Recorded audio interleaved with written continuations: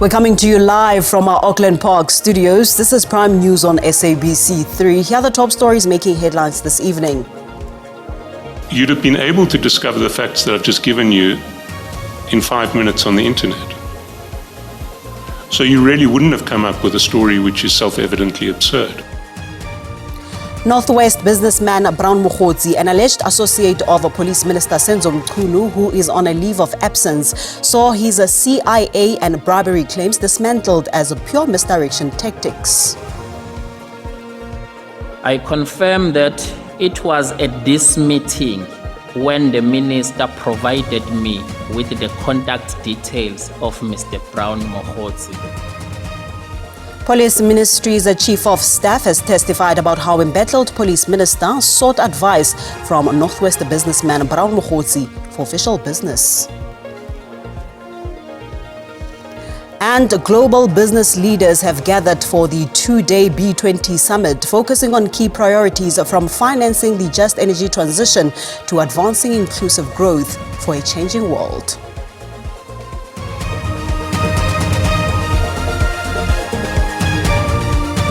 Good evening. Thank you so much for joining us this evening and a warm welcome to Prime News on 3. I am Paulette Nell. Great to be in your company this evening as we update you with the latest news around your world. Let's get into it.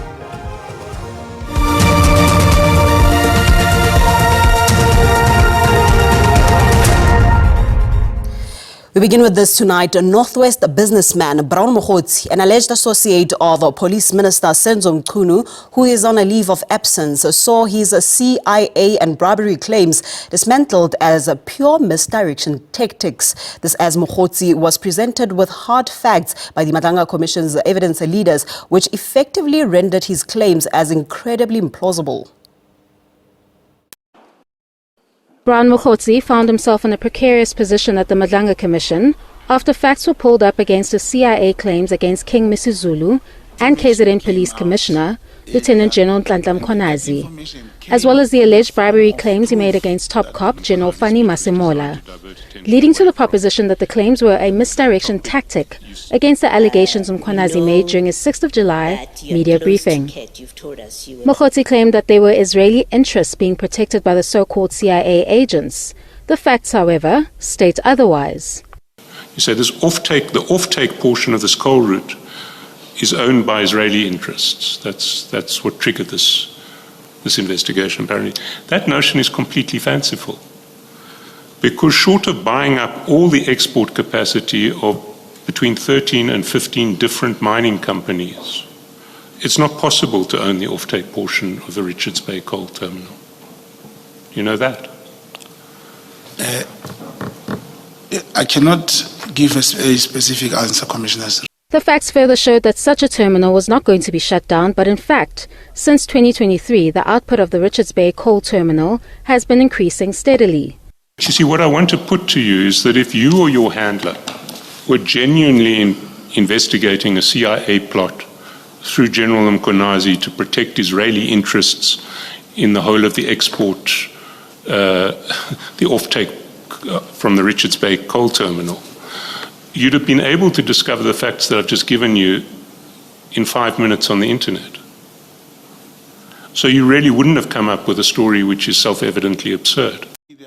Mokhotsi's bribery claims against Masemola also fell under the lens of scrutiny when facts were brought to the fore.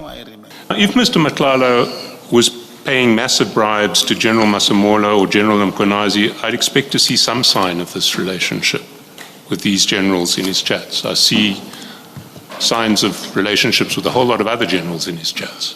The hearings continue. Kani Mapanga, SABC News, Pretoria. Meanwhile, at the ad hoc committee investigating the same allegations, Chief of Staff in the Police Ministry, Cedric Nkabinde, has testified about how embattled Police Minister Senzo Mchunu, who has been placed on a leave of absence, sought advice from Northwest businessman Brown Mokhotsi for official business. Nkabinde was back before the ad hoc committee for the second time, this after he was sent packing last week in order to rectify discrepancies in his sworn statement. Some committee members took issue with his latest supplementary papers, but this matter was deferred. Gabinde says he first spoke to Mogotsi in August last year. So 20 August, in paragraph 55.5, the minister called a staff meeting and he instructed us in the meeting to make, through the department, to make arrangement for him to go and visit Stilfontein. I confirm that it was at this meeting when the minister provided me with the contact details of Mr. Brown Mogotsi from Northwest. This testimony is at odds with what Mchunu told Parliament in March this year when he denied knowing Mogotsi. Gabinde was also quizzed about Mogotsi's business with police work. So what role, we know that Mr. Mogotsi is not a police officer, is that right? That's correct. So what would be his role in this meeting or at the meeting? Why would the meeting be facilitated with him? The minister wanted for me to arrange a meeting. He was planning to go and visit Stilfontein. Then he suggested that he needs to have an engagement with some local leaders to get an understanding before he goes there.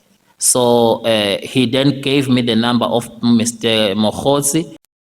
Says the meeting took place in September last year when Mogotsi arrived with 4 other unnamed people he described as comrades.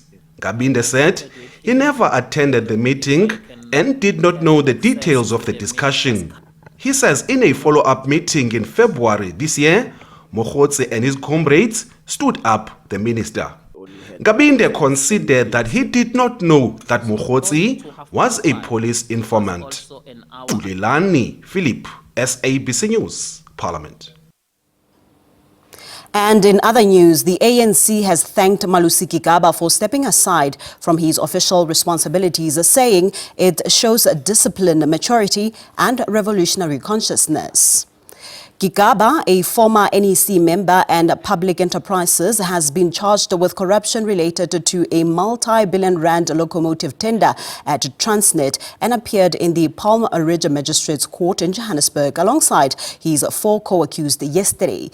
Currently, Gigaba is a member of parliament and a co-chair of the Joint Standing Committee on Defence. In a statement, the party says Gigaba's move is in line with the step-aside rule resolved at its 55th National Conference and is not a presumption of guilt, but a responsible organizational measure to safeguard public confidence while legal processes unfold.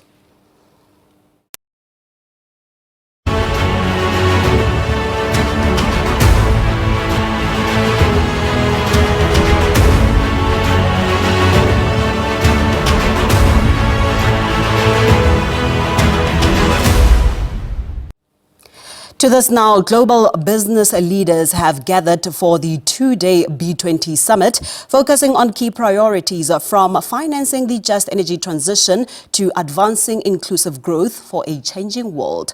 The B20 taking place in Sandton, Johannesburg is a key platform feeding into the G20 process.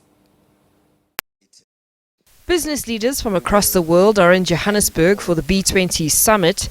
It is a meeting where the private sector sets out its priorities for G20 leaders. At the top of South Africa's agenda is financing the just energy transition, a shift that requires billions of dollars in long-term investment. Because we know it's tied to the climate change debate, because if we do renewable energy installation at scale, we know it's going to help in terms of reducing greenhouse gases, thereby abating the rise in temperature. B20 Sherpa Cas Kuvadia says they've put Africa's agenda at the center of the summit. We've had knowledge partners, we've had network partners, we've had a lot of support to do this, and a lot of work has gone into it. So I think that the sort of key takeaway is, one, as you said, we're in a world that the geopolitics are difficult, it's becoming protectionist, and that's one reality. One of those priorities is trade.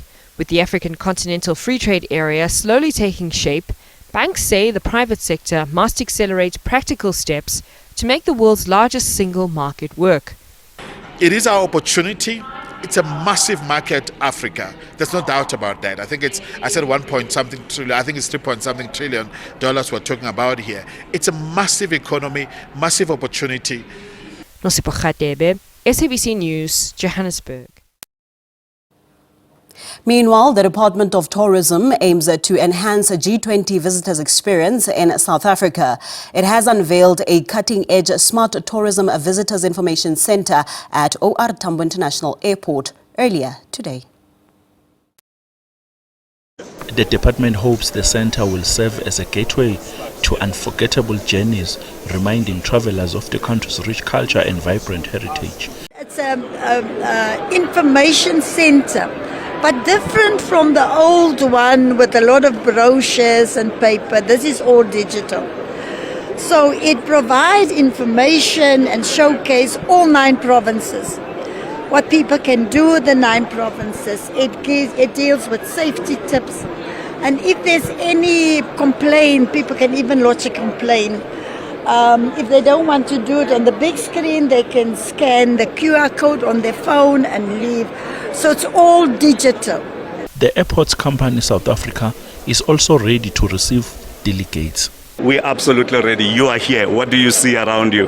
A very beautiful airport with the security, with the organization, with seamless processing and facilitation. We are very ready to host them. The G20 was upgraded to the level of heads of states and government in the wake of global economic and financial crisis of 2007 and in 2009, when it became apparent that the necessary crisis coordination would only be possible at the highest political level.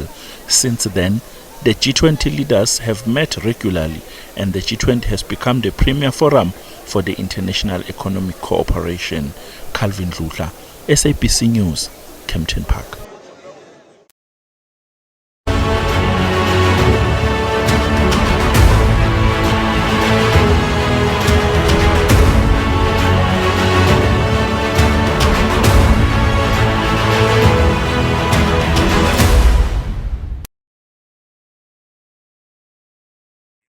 When we return, Chinese President Xi Jinping will not join the Group of 20 summit in South Africa this weekend, with experts saying this is due to him prioritizing domestic issues. Stay tuned.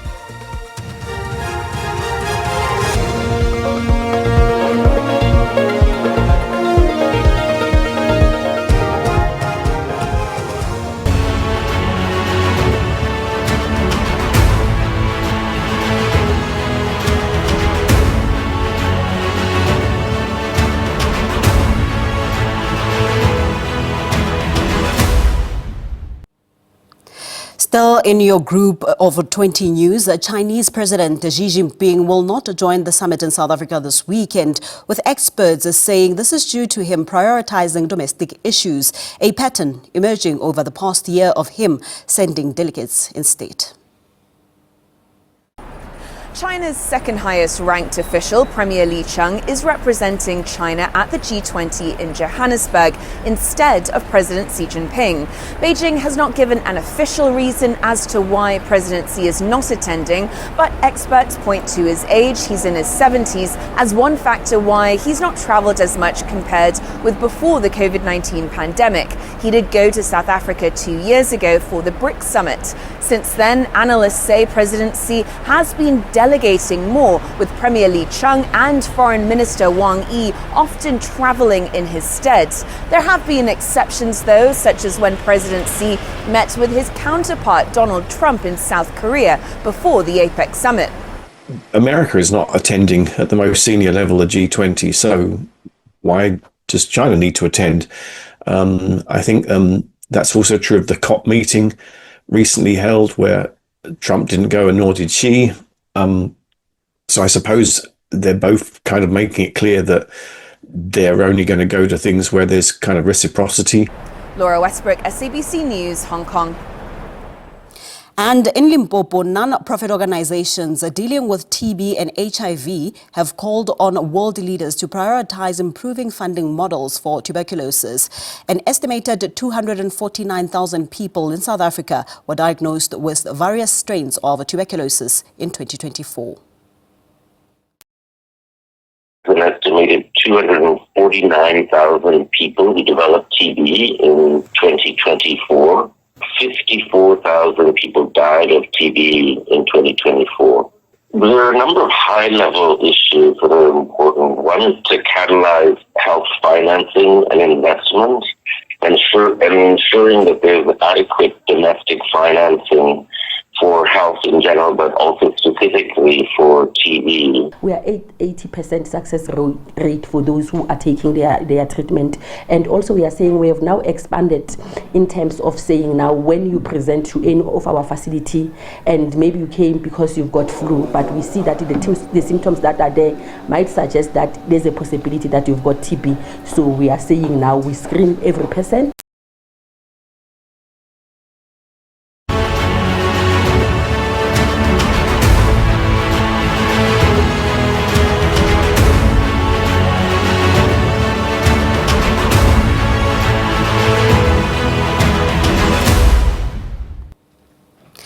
To this now, a social media law expert has told the Durban High Court that former President Jacob Zuma's daughter, Duduzile Zuma Sambudla, used her social media posts to instigate violence during the 2021 July riots. Emma Sadlier says Zuma Sambudla should have been charged for her role in perpetuating widespread violence that broke out after Zuma's arrest in 2021.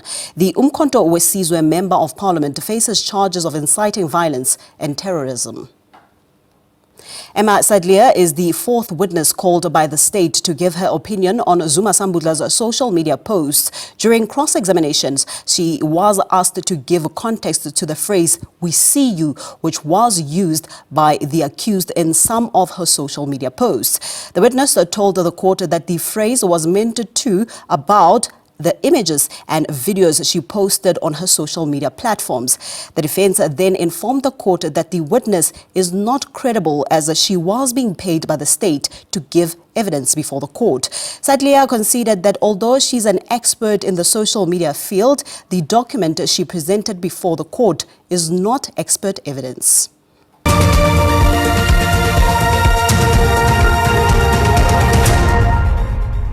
Thank you for staying with us. We shift our attention to this now. Cooperative Governance and Traditional Affairs Minister Velunkosini Hlabisa says his department aims to attract countries to invest in South Africa through the Eastern Seaboard Development Initiative. He was speaking during the Eastern Seaboard Development Summit held in Libote in the Eastern Cape. National and provincial leaders, joined by traditional leaders and the private sector, gathered at the summit. They deliberated on targeted development and investment opportunities in the Eastern Seaboard Development Initiative. We are having the G20. The G20 countries who are the heads of state who will be in South Africa on Saturday and Sunday. They must see a destination of investment in South Africa, and this area should not be an exception. Traditional leaders believe the initiative is already yielding positive results. We can see progress thus far and appreciating the work that has been done, because it seeks to dismantle the spatial planning of the then apartheid government.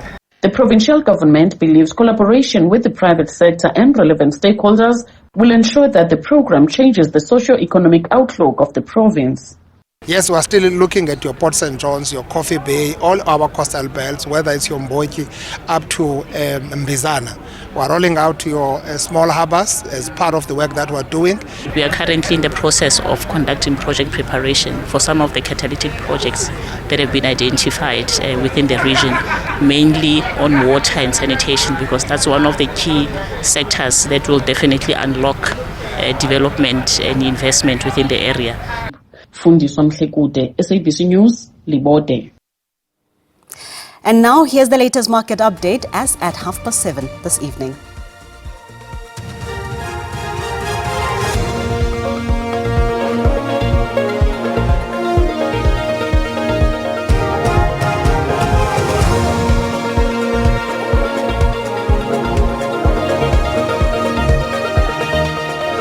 Well, that's it from us tonight. Much gratitude for joining us. We now hand you over to the weather desk for the latest in temperature changes. For now, it's good night. God bless. Pula.